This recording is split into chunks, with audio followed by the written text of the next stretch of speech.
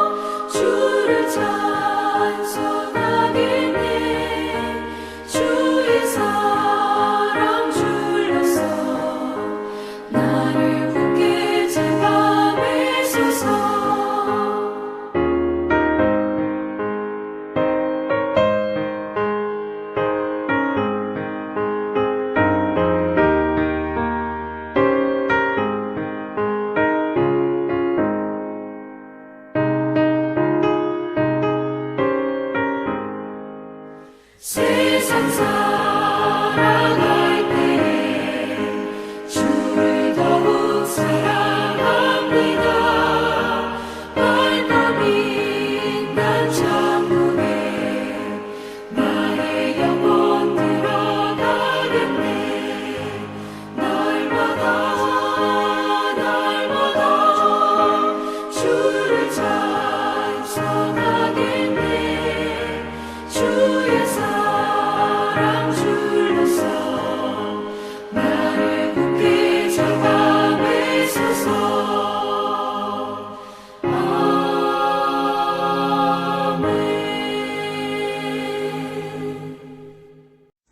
하나님 아버지 감사합니다. 주일 새벽에도 하나님께 기도할 수 있도록 은혜 주신 것 감사합니다. 먼저 하나님의 말씀을 읽고 듣고 그 말씀 붙들고 기도하기를 원하오니 성령으로 기록하신 말씀을 하나님께서 조명하여 주셔서 읽을 때에도 들을 때에도 하나님의 은혜 안에 강건하도록 역사하여 주옵소서. 그 말씀 붙들고 기도할 때에 우리에게도 하나님께서 같은 은혜를 베풀어 주시고 하나님 고난과 고통을 통하여서 우리들의 믿음의 성장함과 그리고 하나님의 살아계심과 바위 되심을 더욱 깊이 있게 경험하는 우리 믿음의 권속들이 되도록 인도하여 주옵소서. 주일이지만 함께 모여 예배할 수 없는 우리의 환경과 상황을 아시는 하나님, 어느 곳에 있든지 하나님께 손을 들고 머리를 숙이며 그리고 기도하며 찬송하며 예배할 때에 하나님께서 그곳에 임재하셔서 참으로 하나님께 예배하는 자를 찾으시는 주님의 찾으심 앞에 온전히 흠양되어지도록 우리의 예배를 기쁘게 흠양하여 주옵소서. 또한 기도합니다. 병약한 이들을 긍휼히 여겨주시고 또한 원근각지에 흩어져 있는 사랑하는 자녀손들을 오른손으로 붙들어 주셔서 오늘은 예배하는 날인 줄 알고 일상의 삶을 멈추고 조용히 하나님 앞에 예배하며 그리고 간절한 마음의 소원을 품어 기독해 하시는 귀한 날이 되도록 우리 사랑하는 자녀들 위해 함께하여 주옵소서. 또한 기도합니다. 사랑하는 주님, 열방의 선교로 하나님 나가 있는 우리 모든 선교사님들을 붙잡아 주시고 하나님의 은혜와 자비가 나타나 하늘길도 막히고 물길도 막힌 이때에 위로부터 공급하시는 하나님의 은혜와 은총으로 복음의 역사가 멈추지 않도록 격려하시고 위로하시고 힘주시고 돕는 은혜 더하여 주옵소서. 이 시간에 하나님 주신 말씀을 읽을 때에 깨달음을 주시고 들을 때에 기도의 제목을 주시는 줄 믿고 의지하며 우리 주 예수 그리스도의 이름으로 기도하옵나이다. 아멘. 오늘 하나님께서 저와 여러분에게 주신 말씀은 이사야서 38장 1절에서 22절 말씀입니다. 내일 성경을 가지고 계신 분들은 8월 30일 본문을 보시면 되겠습니다. 제가 읽어드립니다. 그때에 히스기야가 병들어 죽게 되니 아모스의 아들 선지자 이사야가 나아가 그에게 이르되 여호와께서 이같이 말씀하시기를 너는 내 집에 유언하라. 내가 죽고 살지 못하리라 하셨나이다 하니 히스기야가 얼굴을 벽으로 향하고 여호와께 기도하여 이르되 여호와여 구하오니 내가 주 앞에서 진실과 전심으로 행하며 주의 목전에서 선하게 행한 것을 기억하옵소서 하고 히스기야가 심히 통곡하니 이에 여호와의 말씀이 이사야에게 임하여 이르시되 너는 가서 히스기야에게 이르기를 내 조상 다윗의 하나님 여호와께서 이같이 말씀하시기를 내가 내 기도를 들었고 내 눈물을 보았노라. 내가 내 수안에 15년을 더하고 너와 이 성을 아수르 왕의 손에서 건져내겠고 내가 또 이 성을 보호하리라. 이는 여호와께로 말미암는 너를 위한 징조이니 곧 여호와께서 하신 말씀을 그가 이루신다는 증거이니라. 보라 아하스의 해시계에 나아갔던 해 그림자를 뒤로 10도를 물러가게 하리라 하셨다 하라 하시더니 이에 해시계에 나아갔던 해 그림자가 10도를 물러가니라. 유다왕 히스기야가 병들었다가 그의 병이 나은 때에 기록한 글이 이러하니라. 내가 말하기를 나의 중년에 소르의 문에 들어가고 나의 여생을 빼앗기게 되리라 하였도다.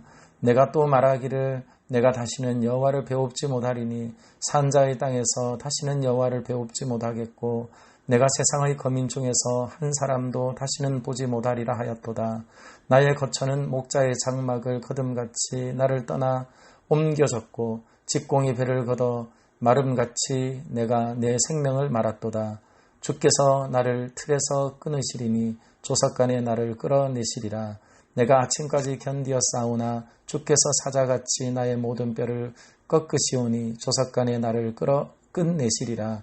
나는 제비같이 학같이 지적이며 비둘기같이 슬피 울며 내 눈이 쇠하도록 앙망하나이다. 여호와여 내가 압제를 받았사오니 나의 중보가 되옵소서.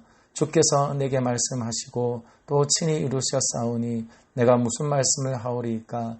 내 영혼의 고통으로 말미암아 내가 종신토록 방황하리이다. 주여 사람이 사는 것이 이에 있고 내 심령의 생명도 온전히 거기에 있사오니 원하건대 나를 치료하시며 나를 살려주옵소서. 보옵소서. 내게 큰 고통을 다하신 것은 내게 평안을 주려 하심이라. 주께서 내 영혼을 사랑하사 멸망의 구덩이에서 건지셨고 내 모든 죄를 주의 등 뒤에 던지셨나이다. 수월이 주께 감사하지 못하며 사망이 주를 찬양하지 못하며 구덩이에 들어간 자가 주의 신실을 바라지 못하되 오직 산자 곧 산자는 오늘 내가 하는 것과 같이 주께 감사하며 주의 신실을 아버지가 그의 자녀에게 알게 하리이다. 여호와께서 나를 구원하시리니 우리가 종신토록 여호와의 전에서 수금으로 나의 노래를 노래하리로다. 이사야가 이르기를 한 뭉치 무화과를 가져다가 종처에 붙이면 왕이 나으리라 하였고 히스기야도 말하기를 내가 여호와의 전에 올라갈 징조가 무엇이냐 하였더라. 아멘. 저는 오늘 함께 읽은 말씀을 가지고 히스기야의 간절한 기도라는 제목으로 말씀을 나누겠습니다. 모든 사람은 태어나고 반드시 죽습니다. 하지만 현대인들은 죽음을 인지하지 못하고 살아갑니다. 그 이유가 무엇일까요? 의술의 발전 때문입니다. 또한 예전에는 죽음을 아주 가까이에서 볼 수 있었지만 지금은 가까이에서 죽음을 볼 수 없다는 것이 또한 죽음이 우리에게 사실임에도 불구하고 인지하지 못하게 하는 것이죠. 1990년 평균 한국의 수명은 53세였다고 합니다. 그런데 지금은 100세라고 하죠. 10년 단위로 통계를 내어보면 6세 이상씩 수면 연장이 이루어진 것을 보게 되어집니다. 그래서 어떠한 경우에든지 죽음이 우리 앞에 찾아오면 첫 번째 보이는 사람들의 반응은 부정과 회피입니다. 특히 중년, 곧 인생의 황금기 혹은 전성기에 찾아온 위기는 더욱 그렇습니다. 히스기야는 중년의 때에 죽음의 전보가 날아왔습니다. 여기 10절 말씀을 보시면 중년이라 하는 말이 있는데요. 이 중년은 인생의 날 가운데 한 가운데를 문자적으로는 의미합니다. 그러나 여러분, 한날의 한 가운데 가장 해가 높이 떠 있을 때 아닌가요? 그러므로 이것은 단순히 날의 중간이라 이렇게 해석하기보다는 인생의 가장 정점에 있는 때, 그때를 우리는 생각해 보아야 할 것입니다. 히스기야는 가장 악한 왕이었던 아하스 왕의 아들입니다. 그러나 그는 아하스를 닮지 않았습니다. 누구를 닮았습니까? 다윗을 닮았다고 성경은 말하고 있습니다. 성전을 청결하게 다시금 재정비했고 산당을 다 없애버렸습니다. 그리고 끊어졌던 유월절을 대대적으로 성대하게 지키며 이스라엘의 살 길은 하나님임을 분명하게 기치를 세운 인물이 바로 히스기야입니다. 그렇다면 여러분, 하나님의 대리 통치자로서 이와 같은 길을 걷는 히스기야의 인생에 무엇이 펼쳐져야 할까요? 당연합니다. 더 힘찬 내일을 위해 달릴 수 있는 꿈, 그리고 또한 가치, 그리고 또한 하나님께서 그를 통해서 행하실 일들을 생각하며 그는 더욱더 왕성하게 뻗어나가야 할 그런 때가 바로 오늘 성경이 기록하고 있는 중년의 때, 바로 히스기야가 당면한 때였습니다. 그런데 여러분, 순식간에 동력이 떨어졌습니다.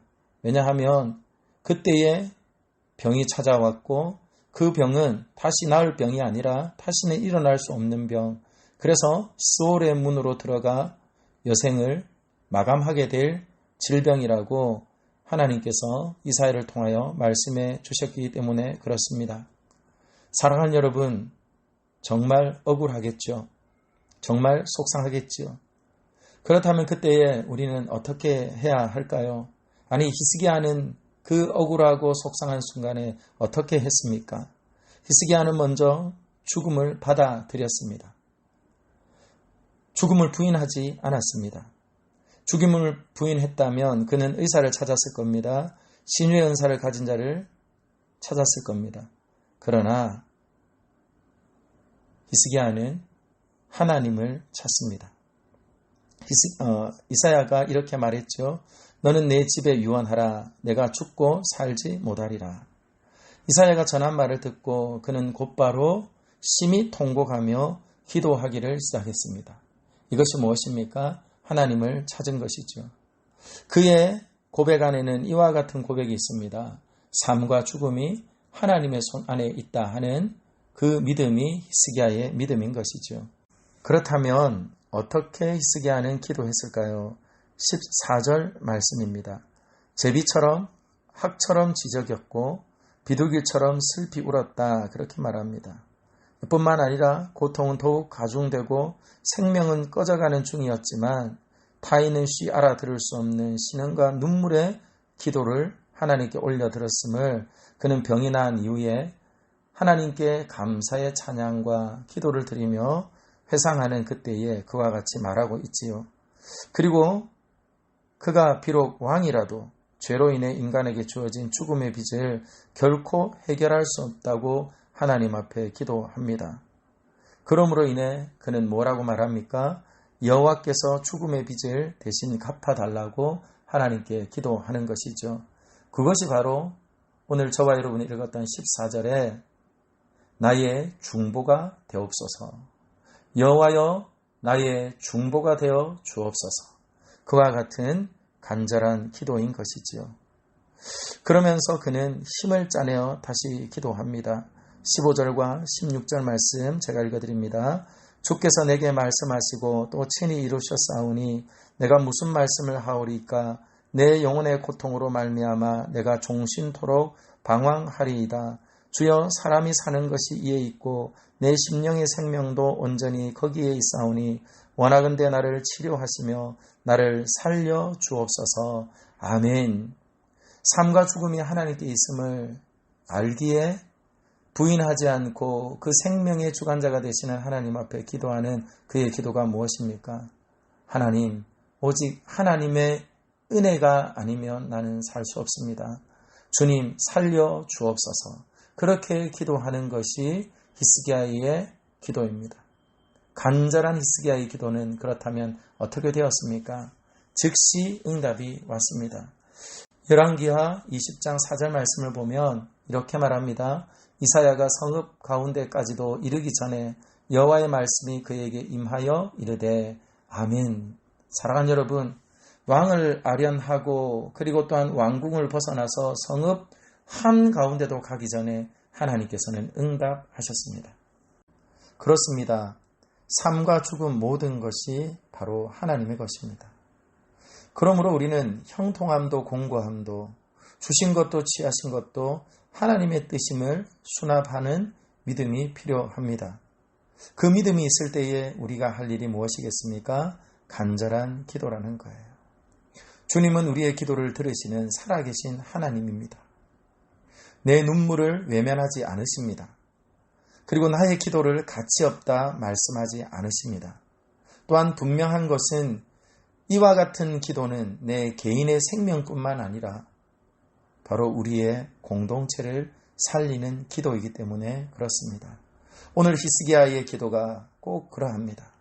히스기야는 단순히 나의 형편을 보시고 우리의 가정을 보시고 내 생명 하나를 건져달라는 것이 아니었습니다. 히스기야의 생명은 곧 나라의 운명을 좌지우지하는 것이기에 그는 하나님 앞에 간절하게 기도하였습니다. 그로 인하여서 하나님이 약속한 것이 무엇입니까? 그의 생명의 연장뿐만 아니라 아수르의 손에서부터 그의 성을, 다윗의 성을, 그리고 또한 그가 다스리고 있는 그 나라를 친히 보호해 주시겠다고 분명히 약속하셨습니다. 이 얼마나 놀라운 은혜입니까? 시편 기자는 시편 116편 1절과 2절 말씀을 통해서 이렇게 말합니다. 여호와께서 내 음성과 내 간구를 들으심으로 내가 그를 사랑하는도다. 그의 귀를 내게 기울이셨으므로 내가 평생에 기도하리로다. 아멘. 그렇습니다, 여러분. 히스기야는 이와 같은 큰 위기를 통하여서 평생에 기도하는 사람이 됩니다. 그로 인하여서 사네립의 공격에서도 그는 흔들리지 않았습니다. 아수르의 위협 앞에서도 그는 잠잠히 기다리며 하나님의 은혜를 구했습니다. 요동하는 백성들을 진정시키며 또한 결코 세상의 왕 앞에 무릎 꿇지 않았습니다. 이것이 어디로부터 온 능력일까요? 그게 바로 기도력입니다. 그러므로 저는 사랑하는 모든 믿음의 권속들에게 꼭 부탁을 드립니다. 바로 하나님께서 놀라운 은혜를 베푸실 때임을 기억하시며 저와 여러분들이 힘겹고 피곤하고 고단한 나날이지만 결코 기도하기를 쉬지 않는 저와 여러분들이 되기를 예수님의 이름으로 축원합니다. 이뿐만 아니라 히스기야는 평생에 기도하는 사람이 되며 또한 평생에 감사와 찬양하는 사람이 된 것을 보게 됩니다. 왜 그렇습니까? 고통은 결코 절망이 아니고 하나님의 큰 사랑을 잊는 때라는 것을 그가 알게 되었기 때문입니다. 모든 상황 속에서 나를 건지시고 그리고 나를 더욱더 하나님의 편으로 든든히 서게 하셨기 때문입니다. 그로 인하여서 그는 죽으면 더 이상 하나님을 찬양할 수도 없고 감사할 수도 없고 예배할 수도 없다는 것을 알기에 호흡이 있는 동안에 하나님께 힘을 다하여 찬양하며 감사하며 예배할 것을 다짐합니다. 그러므로 여러분, 저와 여러분들에게도 같은 은혜가 부어지기를 소망합니다.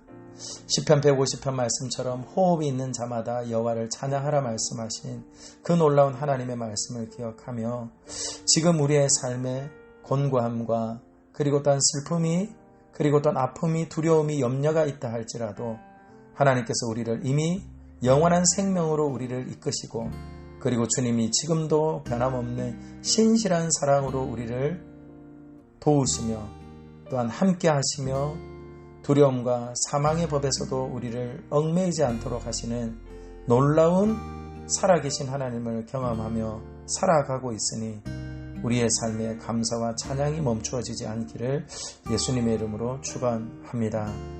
말씀을 맺습니다. 사랑하는 여러분, 우리는 코로나를 생각해 본 적이 없습니다. 그러나 코로나는 이미 우리와 너무 오래 함께하고 있습니다. 그러니 여러분, 어떻게 사는 것이 옳겠습니까?